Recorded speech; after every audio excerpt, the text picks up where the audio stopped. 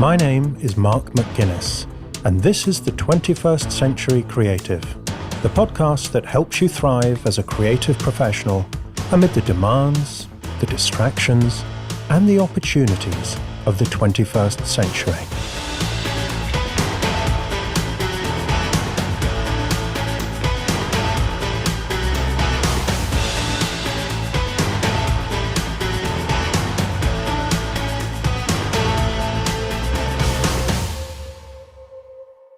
Welcome to the final episode of Season 1. In today's interview, we tackle a question that many creative people struggle with. What do you do when you look at all the jobs on offer and none of them seem the right fit for you? Not even the self-employed ones like consultant or freelance designer. Should you try to fit in like a square peg in a round hole? Or should you do what Aileen Bennett did and create a job that doesn't exist? I'm delighted to introduce Aileen in this episode. She's a delightfully creative thinker and maker, and a great example of how being yourself can help your business thrive as well as your imagination. So that's coming up in the interview part of the show. For the final creative challenge of the season, Aileen has given us a terrific prize, 3 prints of a stunning drawing she's made of Brooklyn in New York. You can see it in the show notes at 21stcenturycreative.fm/10. So if you would like to own one of the 3 prints, then make sure you enter this week's creative challenge. The instructions, as usual, will be at the end of the show after the interview. So, this is it. The last episode in the season.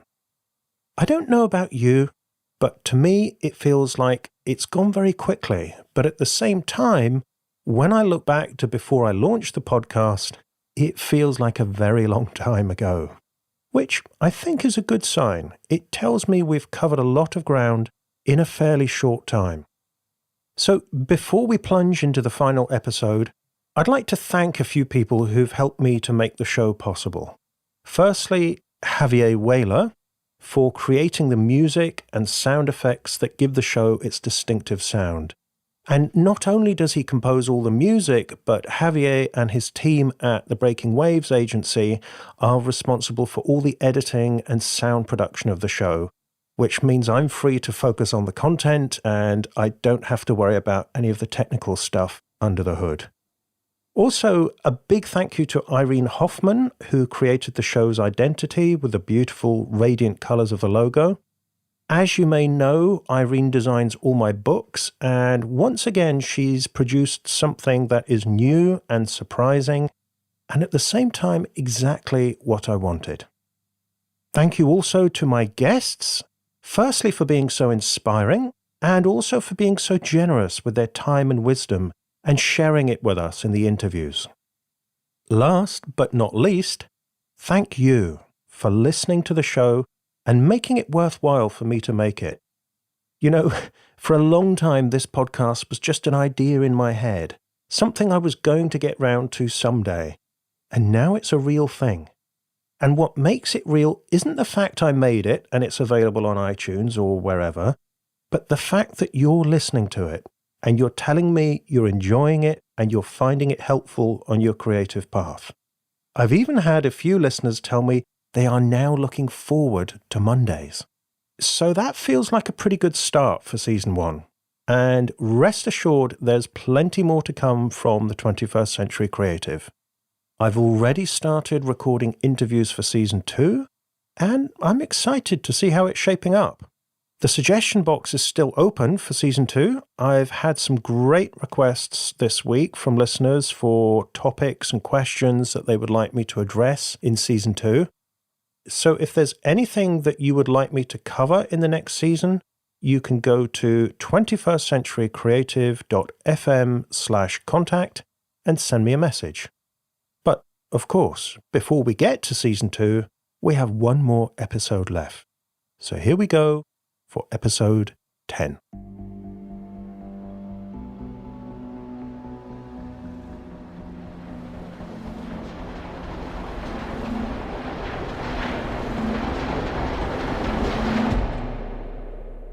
Today's theme is You Have No Competition. A few years ago, I was talking to my bank manager, reviewing the past year and getting his perspective on things. At the end of the conversation, he said to me in a slightly puzzled voice, "So, things are going great, Mark. I'm really pleased for you. But one thing you haven't even mentioned is your competitors. What kind of competitive analysis have you done? Do you know who your main competitors are? Do you have a strategy in place for dealing with them?" I thought about it for a moment and replied, "Well, I generally either ignore them or make friends with them. In fact, some of the people who'd be regarded as my closest competitors are some of my best friends." My bank manager was surprised to hear this. He said it wasn't the usual answer he heard from his small business clients. "Well, I guess it's working for you," he said. I thought about it afterwards and why I take this approach. For one reason, it means I get to focus on my own work, making it the best I can. If I started looking over my shoulder, trying to second-guess the competition, I would lose focus or risk diluting or compromising my work. Only by concentrating on the work itself can I do my best work, which, ironically, is the thing that will give me the greatest competitive edge. Another reason is that life is just better this way. I'd hate to spend all my time looking over my shoulder, worrying about how to beat the other guy. What a horrible way to live. Finally, because there's no need to be competitive. In fact, in most contexts, it's counterproductive. Take my coaching business. I work with creative professionals, which automatically separates me from at least 90% of coaches. The reason is that it's not supposed to be a very good market. Most creatives don't spend a lot of money on personal development, and most creative agencies don't spend a lot on training and coaching. But I don't want to work with most people. I want to work with the exceptional ones. And I deliberately only work with a small number of clients at a time. So I only need a handful. With millions of creatives on the planet, I can afford to be choosy. There are a few of us working with creatives. Peleg Top is the best I've ever met. He's a bit like me, but he lives in California, so he's got a better tan, and he's more laid back. A few years ago, Peleg heard about me and realized we were speaking at the same conference in Boston, so he reached out and suggested we meet up. We hit it off over dinner and stayed in touch. I ended up hiring him to coach me, and he made a huge difference to my life as well as my business. Now, Peleg and I are close friends and make sure we meet up at least once a year, even though we live on opposite sides of the world. And because we're working in the same field, I can have conversations with him I can't have with anyone else on the planet. Technically, we'd be classed as competitors, but we both need so few clients, and the world is such a big place, the idea that we'd ever compete for a client is ridiculous. Another area of my business is writing books for creatives. So in this sphere, Stephen Pressfield would be considered king of the hill. His books, The War of Art and Turning Pro, are massive bestsellers. And you know what? Since we connected online a few years ago, Steve's been incredibly encouraging and supportive, reading my books, writing blurbs for them, and giving me time for interviews. Other authors in the same space include people like Scott Belsky, Jocelyn Glei, Todd Henry, and Joanna Penn. Again, the idea that we're in competition with each other feels ridiculous. Just because someone reads Steve's book, or Jocelyn's book, or Joanna's book, doesn't mean they'll never have time to read one of mine. In fact, it means they are the kind of person who reads this kind of book. So it's actually more likely they will want to read my book than the general population. It's the same for most creative products or artworks, music, movies, games, live shows. If you watch one movie, you probably watch a lot of movies. If you go to one live show, you're probably the kind of person who likes to go to lots of shows. Creative products are potentially unlimited purchases. If someone's a heavy consumer, they're more likely to buy your stuff as well as other people's stuff. It's not a fixed pie. Now, there are a few cases where competition makes sense. One is a competitive pitch for a one-off purchase. Say the client is only going to run one training program, or have one logo design, or build one website. So you need to show them why they should work with you instead of the other options they're considering. Another one is a lock-in market, such as a phone or a computer system. Mac or Windows, iPhone or Android. I choose one, and I stick with it. Maybe for life. One area where I do experience the temptation to be competitive, and this may come as a surprise to you, is poetry. Because when it comes to publication opportunities within the poetry world, it's a limited market. There may only be one winner in a competition, or there's only room for about 50 poems in a magazine, and there will be hundreds or even thousands of submissions. So when choosing where to submit my poems, I look carefully and filter for magazines and competitions where I think my work may have an edge. But even here, it would poison the whole thing if I started thinking about poetry as a competition. Again, my fellow poets are some of my best friends. Sharing the journey with them is one of the most rewarding experiences of my life. And I certainly can't think competitively when I'm writing a poem. I'm pretty sure the muse would take a very dim view of that. So how can you compete without competing? Firstly, start with the assumption that you have no competition. There's a famous quote attributed to Jerry Garcia of the Grateful Dead. Don't be the best in the world at what you do. Be the only one in the world who does what you do. How can you do this? Well, there's a great book by Gay Hendricks called The Big Leap, where he suggests that we have 4 zones of activity. Number 1 is our zone of incompetence. This means you can't do it. Number 2 is your zone of competence.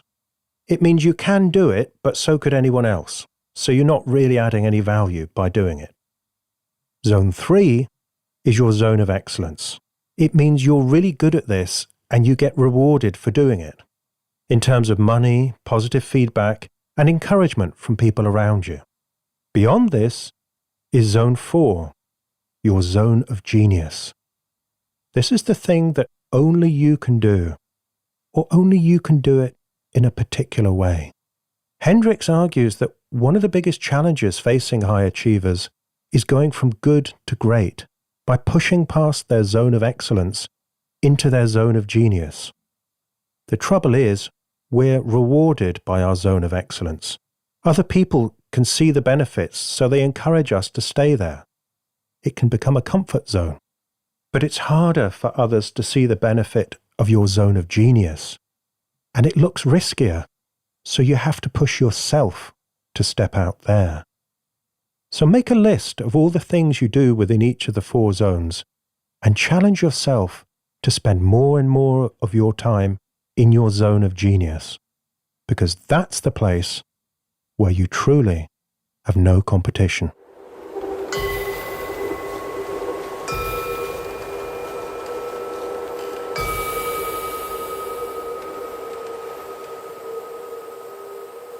Over the past 20 years, I've coached hundreds of creatives, and I've noticed that the ones who succeed professionally, as well as creatively, are the ones who invest in their own development. Not only are they constantly feeding their inspiration and honing their artistic technique, they're also prepared to step out of their comfort zone and work on their personal development and their professional skills. How to manage their time, how to communicate their ideas, how to have difficult conversations, how to close a sale, how to deal with money, how to grow their network, and how to attract an audience for their work. To help you do all of this and more, I've created an in-depth program, the 21st Century Creative Foundation course, and I'm giving it to you for free. When I say in-depth, I mean it.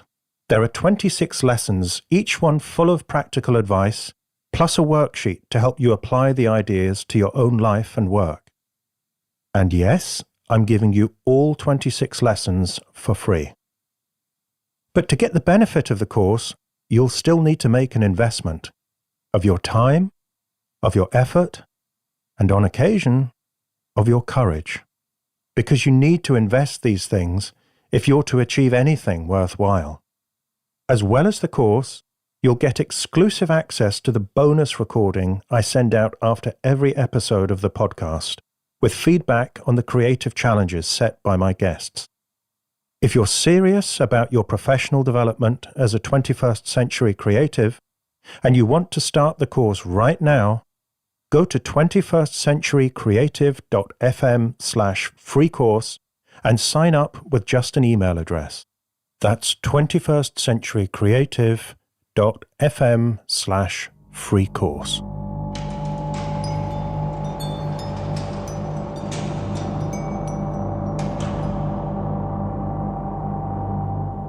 My guest today is Aileen Bennett, who describes herself as a roving creative director, an idea thinker-upper, and a brand experience consultant. Like a lot of creatives, Aileen is naturally curious and has developed a range of different skills, including design, public speaking, writing, creative thinking, branding, illustration, and facilitating change. Once upon a time, Aileen felt pulled in many different directions, but she set herself the challenge of creating a job that doesn't exist by combining her various skills into a highly original and distinctive service for her clients.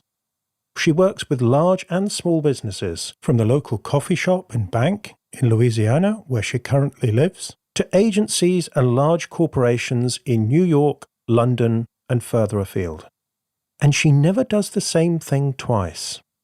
Depending on the client's situation, she may create a new brand image, draw them a spectacular mural, design unusual experiences for their customers, help them reshape their internal culture, or reinvent their customer service. In this interview, you'll hear stories and examples from Aileen's unconventional portfolio, and you can see some of the work online at creatingclever.com. I had the pleasure of coaching Aileen on her journey for 18 months, and when I saw her creative and enthusiastic approach to business and to life in general, I really wanted to share it with you here on the show. So, if you're in any kind of creative service business, you'll want to listen to this interview for Aileen's original approach to branding and client services.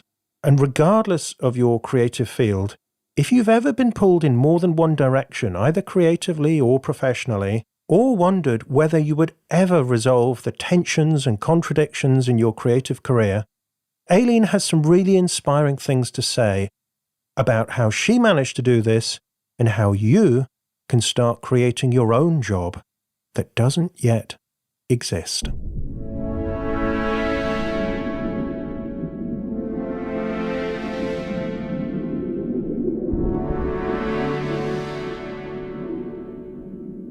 Aileen, when we first met, you said something to me which I think a lot of creatives can relate to. I want a job that doesn't exist. Does your job exist now? I have evidence that it does because I've been doing it for a few years now. So I have to say yes. Whether other people do the same job, I'm not sure. I think my issue was I didn't want to come across as one of those people who said, no, I can do everything. I can help you with customer service and design and this and that. And then I gradually realized that my skill set did include those things, and I then had the results to back me up. And it's okay to say, I think especially these days, that you do a range of things. Right. And I mean, maybe just to help viewers, to help listeners get the picture. No, I should have got dressed, shouldn't I? To help listeners get the picture, maybe you could tell us about some of the things that you do. Well, I come from a design background, but I've also always been intrigued by business. I spent years as a graphic designer and then moved to being a kind of cynical motivational speaker. And I got to see a lot of businesses from internally, and I learned a lot about how they run.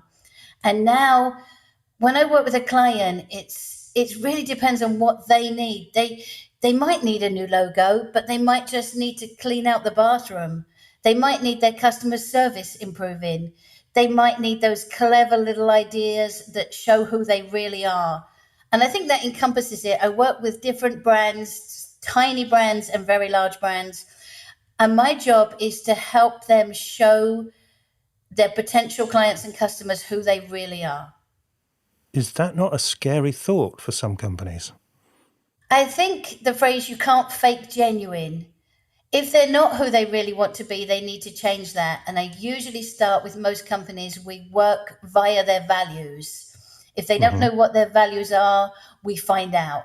Because if you don't know what your values are, I don't know how you make any decisions in business. So we work from that. And if who they're showing to the world isn't who they are, then the dichotomy there needs to be resolved.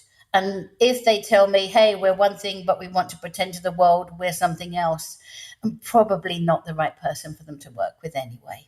Okay, so setting aside people who are outright trying to be deceptive, what about the lack of self-awareness question? The people who say, well, these are our values and this is our vision and this is what our brand means, and yet maybe they're not aware that the reality that experienced by their customer doesn't quite align with that. Luckily, I can deliver bad information with a smile and an English accent, which goes a long way in the States. And part of my job always often starts with looking at their brand and doing a kind of a brand experience evaluation and finding out where that mismatch is. And if there's no mismatch, they don't need to work with me anyway. So they're looking for that. And most brands, by the time they come to me, want someone that's honest with them and that can give them that feedback. And so I've never had a problem. Sometimes it's hard hitting. They think they're one thing. They think everybody loves them, and they think they're got a great reputation. And sometimes they spend so long working in their business that they never take that step back. And as I am fond of saying, the one thing I can do is be in their business when they're not there. And when I'm working with owners or people that the public know, their business changes when they're in the room. And so I can be there when they're not in the room and give them genuine reports. And I don't have a dog in the fight. I don't have a reason to, exaggerate or make up their reputation. And so most people who come to me already know I'm going to be incredibly honest with them. And when you say you can be in their business when they're not there, you mean that literally? You walk around the office? Oh, yeah, if I can. I mean, if I'm working with a business and I can visit them, I will. Some people are just too far away or it doesn't fit in with the schedule. And so then I ask a million questions and spy on them in other ways. But if I can, I work with a car wash and I noticed that everybody waiting in their lobby was bored. So I sat there until I was bored.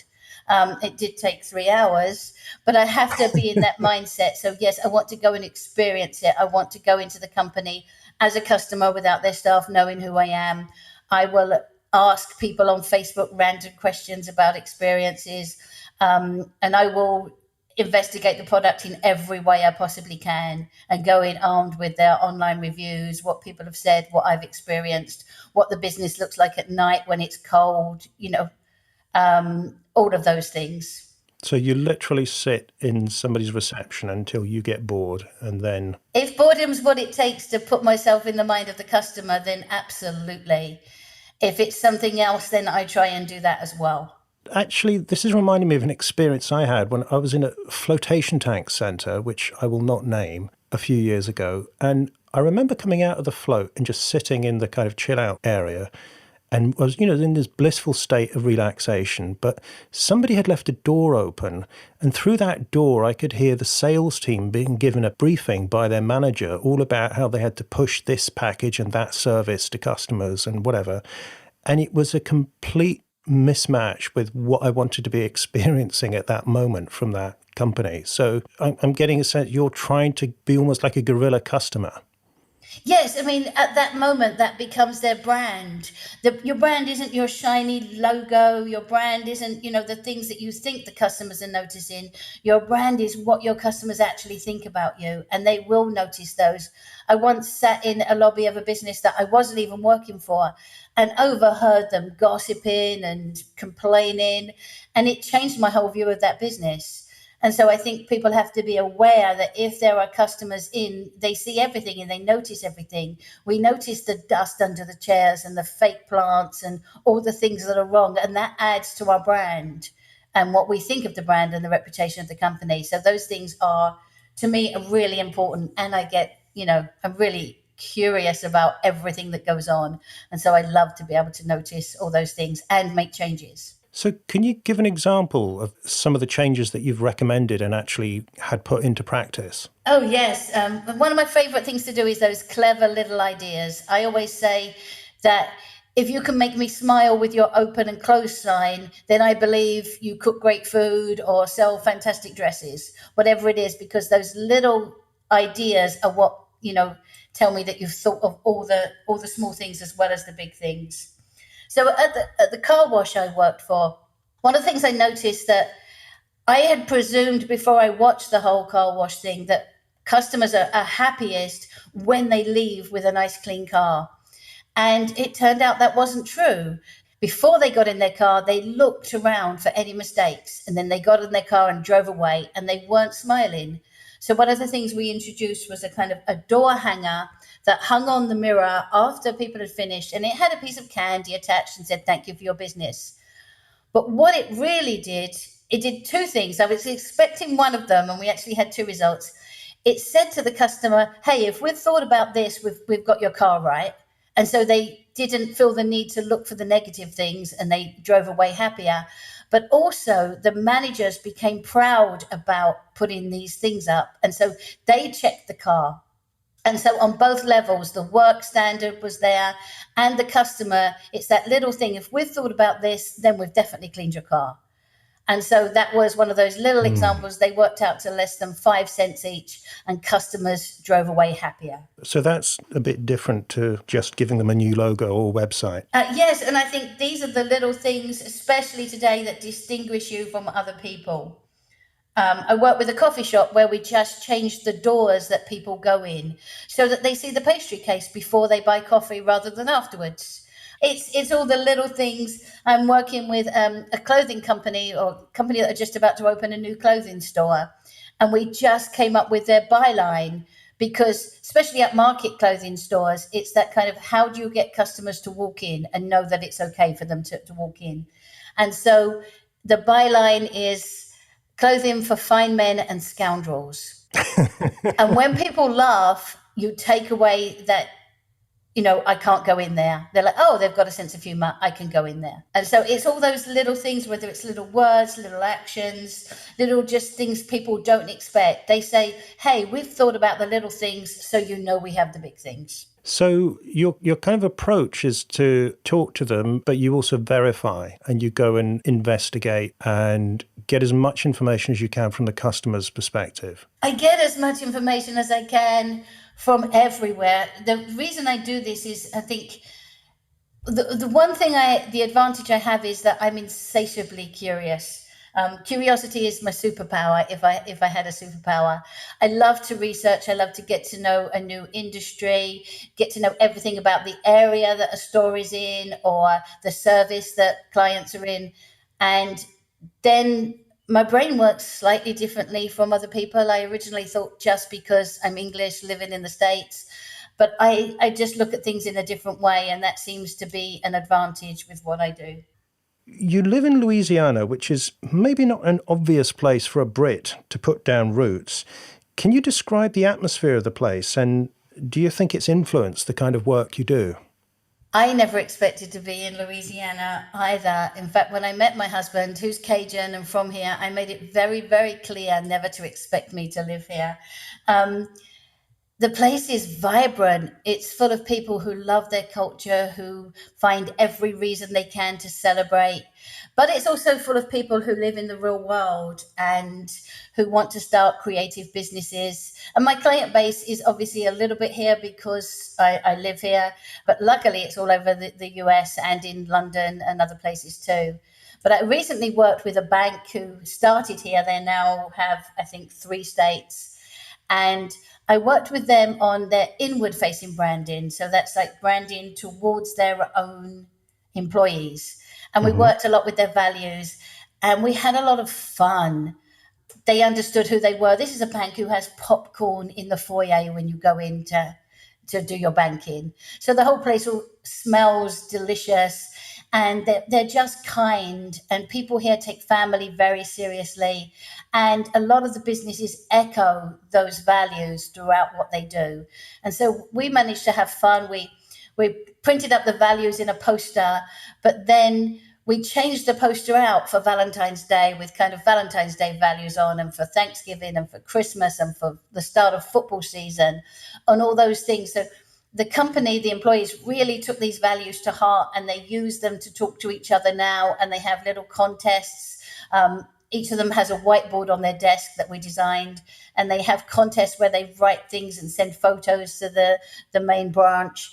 And there's just a lot of fun and a lot of kind of kindness and love in some of those businesses. And I don't think that's uniquely Louisiana, but I think it's a place that lets that be so easy to do. And family is still really important here, and people eat and drink together. And so I think some of those values are stronger here because people talk about them more. And I'm not saying they're not in New York. I have just as much fun there. But I think Louisiana's slightly slower. And yes, we have swamps. And yes, we can go stand up paddleboarding and see alligators. We also have super fast internet and some of the most creative technology and forward thinking anywhere. Okay, I'm getting the sense that a lot of your work isn't just about designing things or even coming up with novel things that they could do, but it's actually selling them on the idea of the change and getting them to focus on things that maybe they weren't expecting to talk about when they hired a designer, in inverted commas. How do you sell business owners and leaders on the idea of some of your more out there ideas? Number one, I set it up when we first start working together. I tell them some things we're going to do will not work. If we're going to be creative, we're going to try things. But also that business side of my brain, we define the results we're going to get. And the first question I ask is, how are we measuring success?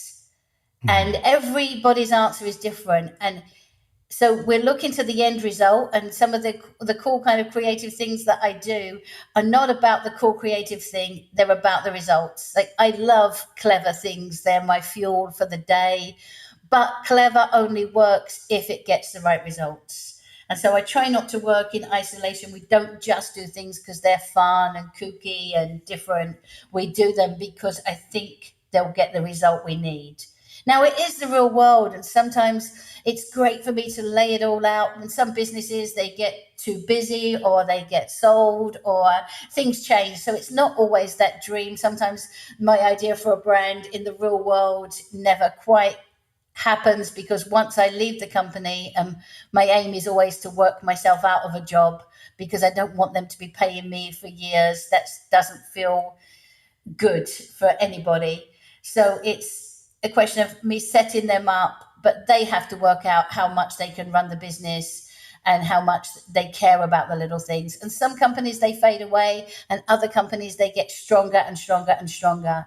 And that's one of the hard bits of my job, that, everything doesn't always work out, but that's the industry we're in. And I think being honest about that up front really, really helps. Okay, so, I'm curious for another example of something that might have looked just like a clever idea, but had strategy behind it and achieved concrete business result. There's a company I'm working with that haven't quite launched yet, but they're an escape room. I don't know if escape rooms have taken over England yet. No, I like the sound of it, though. What is it? An escape room is a place where Basically, you're locked inside a room and you have to find clues to get out, and you have an hour to get out. Some of them are very basic. They're rooms with lots of locks and puzzles and you get out of. And some of them are just incredible. I went to one recently that was based in Egypt, and there were ceilings that came down and tombs that opened, and it was amazing. So I'm working with a team of people setting up a new escape room, and they wanted to suggest that it was clever, that it wasn't just locks. And so even we started with the business card. The business card has lots of hidden things on it. The name is repeated in Morse code as a border across the top of the card. And on the back of the card, each person involved has chosen a quote that represents them, but you can only see the quote if you hold it up in a mirror. So there are a lot of little things that the titles of their jobs are kind of different and unusual. So even just by seeing the business card, you get an impression of what you think the place is like. And I think that's really important. It's pulling out those little individual things from big companies and small companies and just presenting them in a certain way. It's that you can be anything you like. It's just that everything has to match. Otherwise, people mistrust. So if I look at your website, it should tell me who you really are. It shouldn't have kind of boring marketing speak on it if you're not that person. If you're quirky and you speak and you're sarcastic, that's what it should say, so that I know when I go to your store or use your business or your services, that's what I'm getting. And I think it's that genuineness, that kind of everything matching, that really builds a brand. And do you think we're in an age where it's easier for companies to do this in a, because maybe a few years ago, people would be a bit more cautious, a bit more conservative, a bit more concerned about looking, quote, businesslike and professional. Do you think there's more liberty for companies to have a personality and put it out there? Can I answer a question with a question? When you go to Amazon to buy something, do you read the marketing blurb or the reviews? The reviews. I think that's changed the world. People want real. People can tell real. They even like there to be a couple of bad reviews. They trust the product slightly more. And so I think that being real and not having to pretend, it used to be that people went to their job. They put on certain clothes when they left the house in the morning, and they came home and they had to be a different person. It was like they were a cog in a machine rather than just being able to be themselves. And I think since we've got more access to real, and say Amazon's the perfect example, we all read the reviews and we can tell when somebody's packed fake reviews in there, or whether, and I think that we know real. People understand people. And so to me and the companies I work with, real is what matters more than anything. You don't have to be perfect, but you do have to be real. Okay, this is a leading question, but I'm guessing this applies to your business as much as theirs. Yes, it has to. I can't, I would love to be incredibly elegant and, supreme clever all the time. I'm not. I'm real. I'm sarcastic. It will tell you that on my website. I hopefully get great results, but I do it in my own way. And that was one of the reasons for running my own company. I get to choose how that is. And it's not for everyone. When I meet with you, if I can find you someone quicker, cheaper, or better, I probably have no right working with you anyway. So I have a contract that I send out with clients, and the points in my contract are things like, I will do what I say I'm going to do when I say I'm going to do it. I guarantee to over deliver, or you are to fire me immediately. I agree with clients that if one of us isn't happy at any point, we walk away, but we must stay friends, and I will enforce that. And so I get to run my business in my own quirky way, and that's, how do I explain? That just brings me a lot of joy. Yeah, because I'm thinking there's a lot of people listening to this will be creatives rather than on the client side. And, I want to make sure they get the message from this, that this applies to you as much as it applies to a car wash or a bank or whatever. And I think maybe even more, because if people want a creator, they want somebody genuine and authentic and different and original. And I think it has to start with me, and that's the reason I do this. Yes, I have a strange skill set that I've managed to put together, but it doesn't mean I'm right for every company. It might be the style of logo that they need isn't me, so I'll send them to another designer. Sometimes I'm just act as a creative director. Other people do all the elements.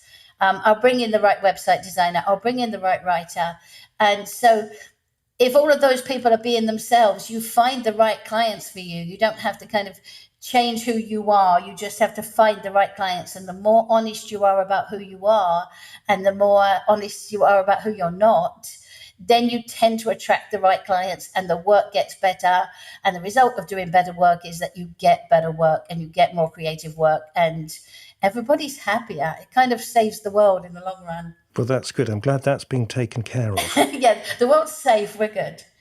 And, the last couple of years, I've seen you branching out from design and consulting, and you're doing more of your own drawing and illustrations and putting them out there in the world. I mean, how's that been Yes, for you? I'd always kept a notebook. It's my essential thing. I write down ideas all the time, and they can be completely random things that I've just kind of thought of.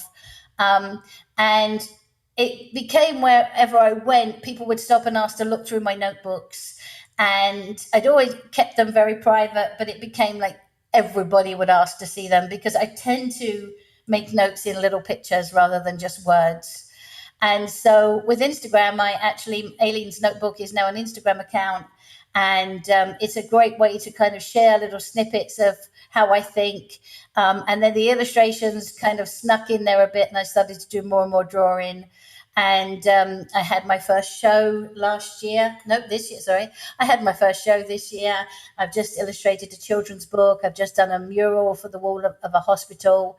And so I'm just having a lot of fun. It's something completely different for me. Illustrations are kind of meditation for me. And so sharing that bit of me, and I think these days it's okay to do lots of things. I know, so many people have a side hustle now that I think if you can bring lots of things together and make them your real hustle, then it's just a really good place to be. And if a client, I've just worked with a chocolate company, these amazing, beautiful handmade chocolates. And we realized at some point working together, my quirky little drawings actually go really well with them. And so I've actually managed to, bring in my illustration and my design together for those jobs. And when it's the right job, I'm happy to do that. But if it's someone else's illustration style that works better, that's, great too. So, listening to you, it occurs to me that it's not so much the list of lots of things that you do, but the way you blend them together. Or, I don't know, I don't play golf, I don't know if you do, but it's the idea that you've got several clubs that you can pick and select, and you've got a range depending on the terrain and the shot and so on. How does that land for you?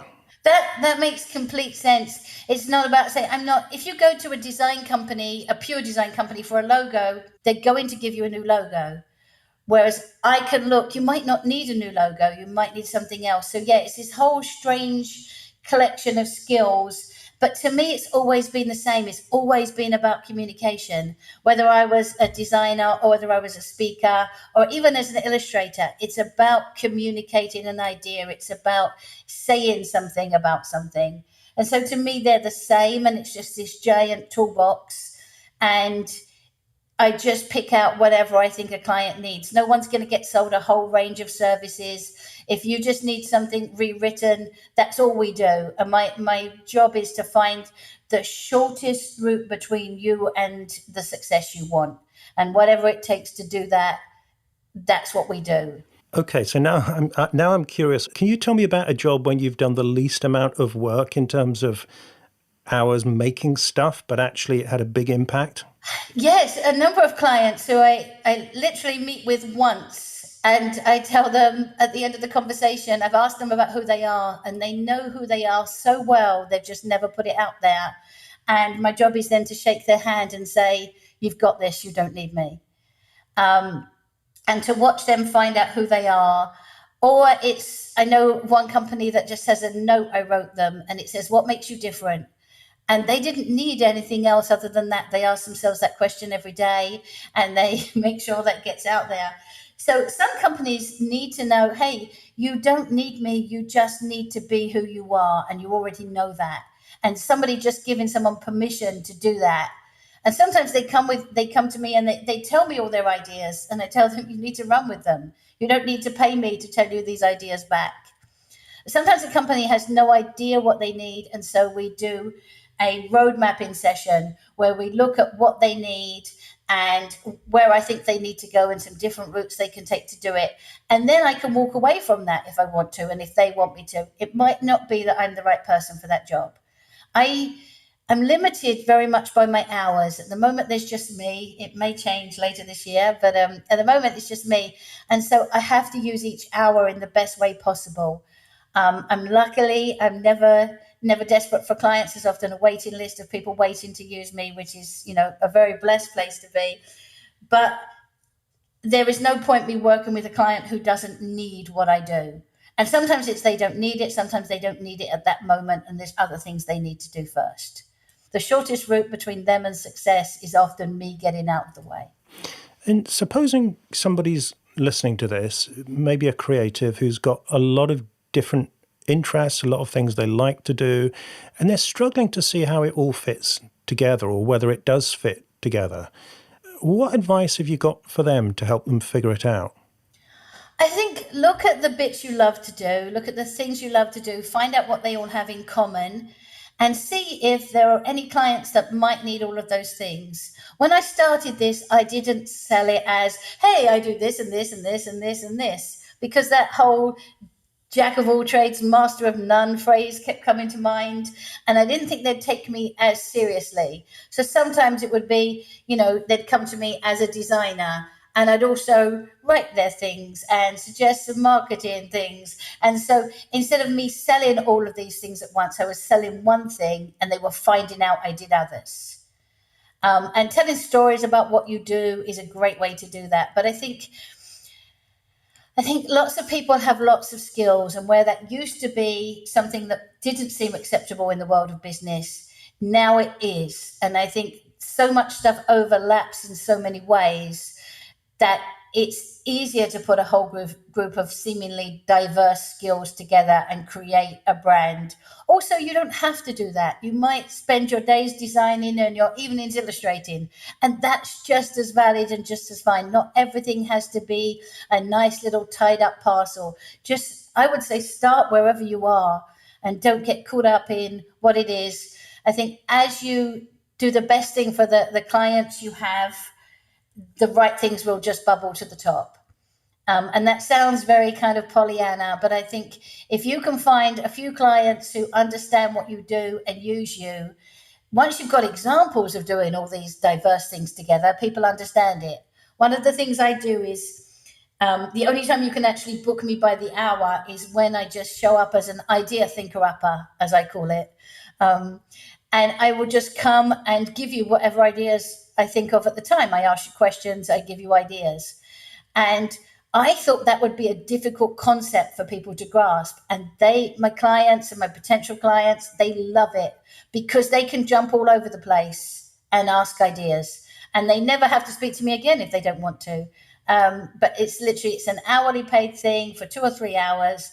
And it means that I just get to be creative and completely in the moment with whatever industry, whatever level we're working at. And the clients took to that so quickly. So I would say don't judge the outside world. They might be looking for that particular set of skills. And so just have some fun, relax about who you are. You're a person, not a brand. And people are complex and delightfully so. And so I would just say, don't worry about it too much. Just do whatever you do. As long as you're doing things, you will get somewhere. Don't let it be the thing that stops you from doing anything, because that kind of cycles down into, you start doubting your worth. So because you can do lots of things, some days you just have to pick one and do it anyway. Well, amen to that. And, I'm thinking back to what you said about curiosity earlier on. Looking back over my career, or careers, plural, I've always followed my curiosity, and even when it seemed to lead in contradictory directions. And it's over the years, it's very rarely been wrong. There's always been at some point where I can say, oh, that folds back in and now I can use that here. And it's another dimension to my work that I wouldn't have if I hadn't followed that hunch, 10 years ago or whenever. I think that's true with a lot of people. A lot of people saw that I left design and moved to speaking, and I traveled around. And because I didn't have a pencil in my hand or wasn't designing at a computer, they didn't see the overlap. And it wasn't until I came back. I wanted to go back to design. I missed it, and I could suddenly see how I could put the things together. But I also think the industry was ready at that time. I couldn't have sold creativity as a business tool 20 years ago. And so sometimes you're just collecting all these experiences, and I think often you're collecting all these experiences that will eventually combine into something quite different and unique. And I think while you're on that journey, don't question, follow your curiosity. Take the work, learn from it, because one day all those skills are going to merge together, or they're not going to merge together and you're going to do some distinctly different things. There isn't a right or a wrong here. I think it's just don't be scared to do the work. Well, that feels like a lovely place to arrive, and also a point of departure for this week's Creative Challenge, which I believe you have ready for us, Aileen. I do. My challenge to you guys is think of a job that doesn't exist. Combine 2 or 3 or more of your skills and create a job title for you without worrying whether people already do that. So live in this great kind of imaginary world for a while and write the job title of the job you would be perfect for you. And you have a lovely prize for us this week, Aileen. Could you tell us about it, please? I do. I have a copy of a print that's one of my illustrations. It was drawn in Brooklyn last year, and it has some of my thoughts about creativity on it. It's a stunning drawing. And also, as a poet, I'm really quite envious of the writing as well. I think it's beautifully written. So this is a terrific print. And with your permission, Aileen, let's have a graphic of that on the show notes so people can see what we're talking about. Absolutely. It's kind of about how we're looking at others for inspiration, and we don't realize that by doing the work, we are also inspiring others. Brilliant. And as usual, the instructions for doing the challenge will come up right after the interview. But before we leave you, Aileen, where can we find you? Where can we go on the internet to experience more of your work? Usually you can find me hiding in the corner of a coffee shop.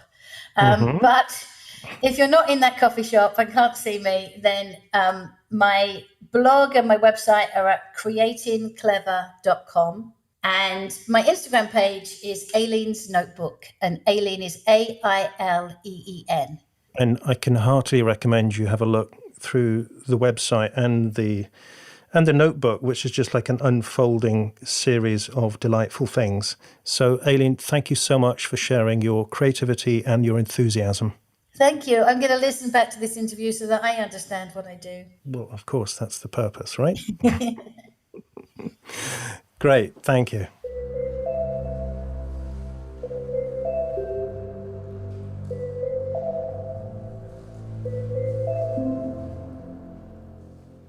In just a moment, I'll give you the instructions for entering Aileen's Creative Challenge and winning one of the beautiful prints she's given us as prizes. Before that, as this is the very end of Season 1, I'd like to say thank you again for listening and supporting the show by subscribing and reviewing and sharing with your friends and posting on social media. It is all very much appreciated. I'll be back soon with Season 2. So before that, if there are any episodes you missed, you can find them in the archive at 21stcenturycreative.fm. I will, of course, be grateful for anything you do in the meanwhile to share the show with friends or on Twitter or Facebook or wherever, or any more reviews of the show on iTunes or elsewhere. And remember, as well as the podcast, you can get the 21st Century Creative Foundation course for free.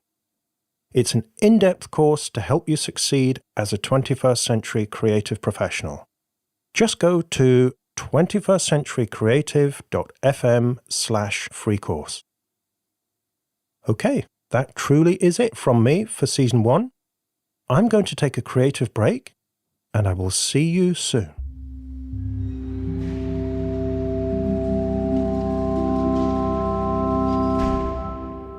So, Aileen has set you a delightful creative challenge, creating a job that doesn't exist, with the beautiful prize of a print of her drawing of Brooklyn in New York, which you can see online at 21stcenturycreative.fm/10.